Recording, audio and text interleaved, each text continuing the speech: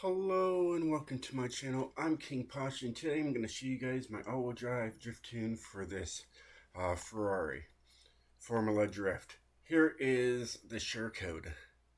Got it? Great. And there's a lot of those cars out there, but either way, I'm going to show you guys mine. This is KPG Drags Drifts, and we're going to show you guys my drag drift tune on this car. So let's get into it, show you guys the build, and then the tune, and then we'll take her outside and go a little sideways. Even though this thing is meant for open drift lobbies, okay, just to let you know. And you can use it outside and around the festival too if you want to, but this really shines online. Either way, it's got an all-wheel drive drivetrain swap, right? Twin turbo, drag tire compound. That's why we're here. All that power and all that torque, thing's a beast. All right, we have three 05s in the front and three 15s in the rear. Okay. Here we have a heavier rim. All right, and I thought these rims looked good. They got a little deep dish going on there.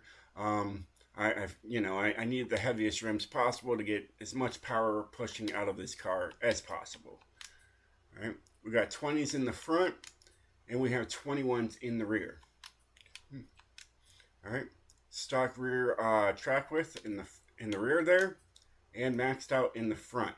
All right, I was making sure the back was as thin as possible and the front was wide as possible because I really wanted that back in the slide.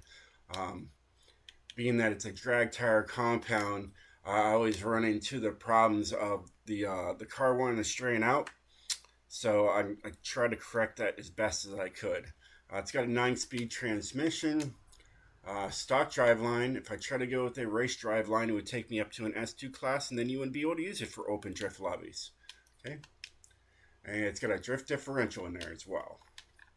Okay, here we just got stock brakes. They look good in there.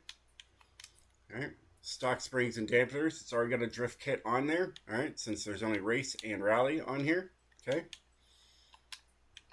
and just a stock weight reduction. All right, because that would take me well into S2 class, of course. All right. And then everything here is on except the anti-lag. A lot of people, some people like it on there. They like it, but I have this one, so it doesn't have to, have the popping noise constantly when you're trying to go sideways with the thing. And then it has the race intercooler, and that gives you that max power and torque. And that is the build.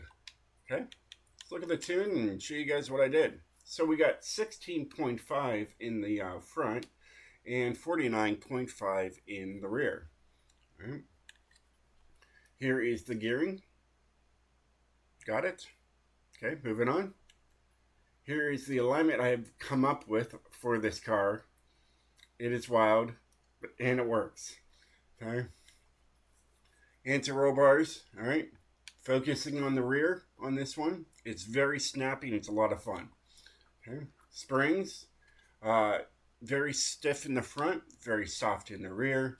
I brought up the ride height to really smooth out the car. All right. Dampening is wild too because you got as stiff as you possibly can in the front. In the back is I gave it a 2.0. I just decided it would be soft enough, and you'll see the back does bounce a little bit, but that's only when you're like on your brakes or something. You'll see what I mean. Aero, I brought the downforce a little bit in the rear just to keep the rear end full of life on its own. All right. Braking, we didn't do anything with brakes because we just have stock brakes. And then differential is 0, 100, 100, 100. And there's 100% going to the rear. Like I said, everything was going to this rear just to keep it from straightening out, keeping with having too much power going to the front wheels, but keeping it in that all-wheel drive sense. But it's got a great 0 to 60, great 0 to 100, and it actually has a top speed to it. It's not failed. It's amazing. The braking distance is failed. But that is the tune, and that's the build. I spent 2 hours and 40 minutes yeah, 2 hours and 40 minutes last night on this car. And yeah, so takes off, not a problem. It's quite smooth, to be honest. But I tuned it for open drift lobbies.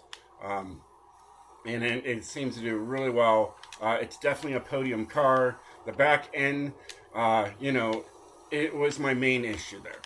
When you go into the dirt, did you notice the front end just wanted to like straight out? Yeah, that I had that issue and I had to work with it. But now I feel like the back end is loose as a goose, and I'm really happy with it. And I was like, I gotta share this with you guys.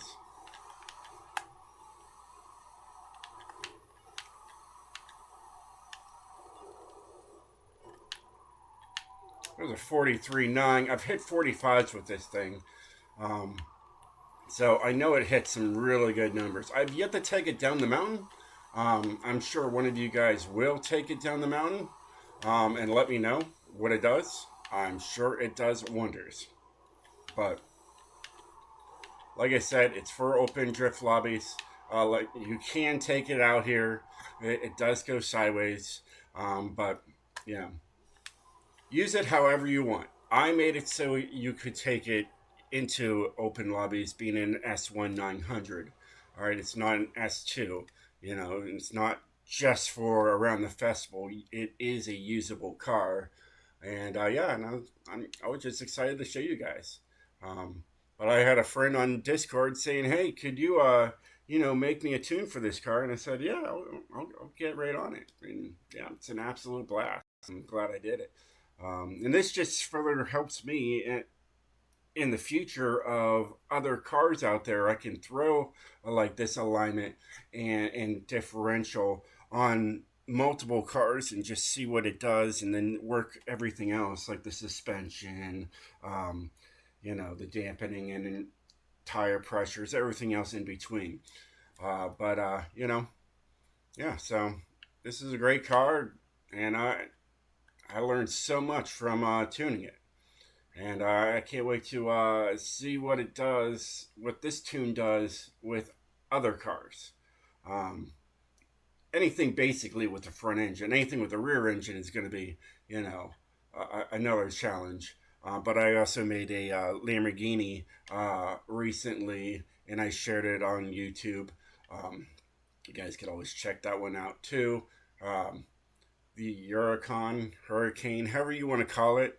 I think it's a Huracan performance. Either way, you know, Italians are strange when they name their cars, and then us Americans try to, you know, figure that out. I know I'm King Posh, and a lot of people think I'm from the United Kingdom. I've been there. I've been there once, but it was an old name from the Halo days. All my friends wanted to be called Posh Sumpit, so I went with King Posh, and now I get confused that I'm from the UK, but I've only been there once. I've been to London. But yeah. Anyways, that's a little of the backstory too of my name in there. If you ever wanted to know, like, why did you come up with the name King Posh? It was from Halo, back in the Halo days.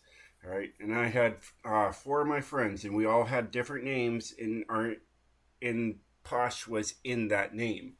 All right, but yeah. So either way, well, hey guys, I hope you enjoyed this video. If you did, definitely hit that like button. And yeah, I'll catch you guys next time. I think I'm going to take a couple of days off and work on some new cars. Peace.